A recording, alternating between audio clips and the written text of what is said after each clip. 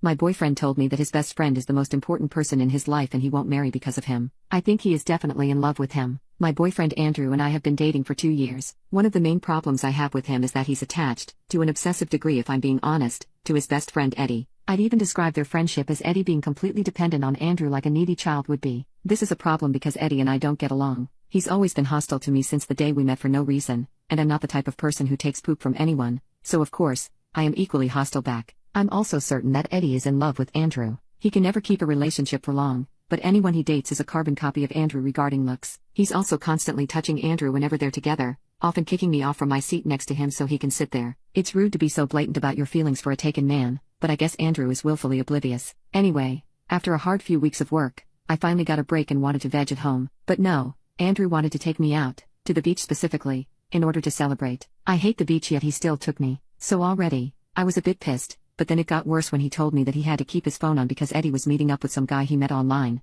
and Andrew was scared the guy was bad news. I was shocked. Eddie's a grown man. He can care for himself, but I told myself I'd be reasonable. That was a big mistake because, sure enough, 2 hours in, guess who calls? None other than Eddie begging Andrew to come and get him because he's scared for his safety. I saw red. Somehow, a grown adult can't get home by himself and has to wait for my boyfriend to get him despite said boyfriend being 30 minutes away. He could have called an Uber or asked the staff at the bar for help, but instead, he decided to ruin our date. I cussed my boyfriend out, but he gave no SHTS and dropped everything to go to him, leaving me stranded with no ride at a beach I didn't want to be at. He ran to the car and dipped while I raged at him. He didn't let me go because he didn't want to stress Eddie out more since he knew we didn't like each other. I've decided to block him, and he can make a grand gesture to win me back, or I'm done. Still, I'm not sure what to do. Even if he does take me back, how can I know he won't do this again? At the same time, besides his weird friendship with Eddie, he's the perfect boyfriend. Update. Though I blocked Andrew, we shared some friends, and they told me he desperately wanted to contact me, but he would respect my wishes if I said no. I decided I would hear him out. I reasoned,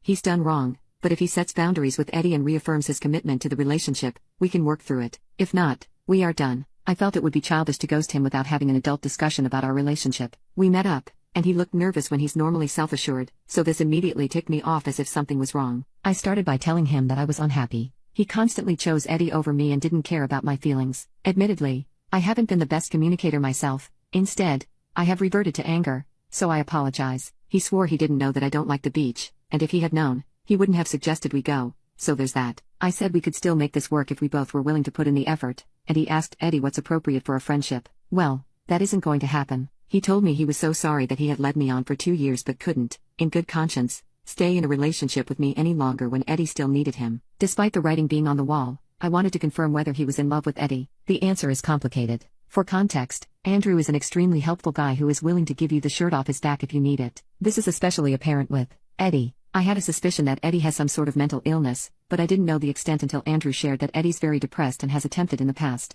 Andrew stopped him before it got to that point, and Andrew's felt this obsessive need to protect and care for him since. In Andrew's words, Eddie is very fragile and needs him. He swears up and down that nothing romantic has ever happened with them, whether kissing or anything more, which I believe. Still, Eddie is the most important person in his life and will always be according to him. When we got into a relationship, he had convinced himself that he could have 2 most important people, but that isn't the case, and he only just realized now, 2 years down the line. I asked him what would happen if he wanted his own family, and he said that he wouldn't marry anyone or have kids because it wouldn't be fair to anyone involved, despite saying how much he wanted a family in the past. I suppose that was a lie, or maybe he only wants a family with Eddie, I don't know. So yeah, Andrew is so obsessed with Eddie that he's sacrificing the chance to have a family. And to answer whether he is in love with Eddie, he says he is straight, but he's never felt anything like when he's around Eddie, though now that I write this, I think it could be because they have a codependent relationship. I'm not fully convinced he's in love with Eddie in a romantic way, but rather, he loves Eddie so much that he will do anything for him. Then again, I might be wrong. This is super unhealthy to me, but it's not my problem anymore. He told me he was sorry and hated that he did this to me. He seemed genuinely torn up about it, too, but that's not changing the fact that 2 years of my life were wasted.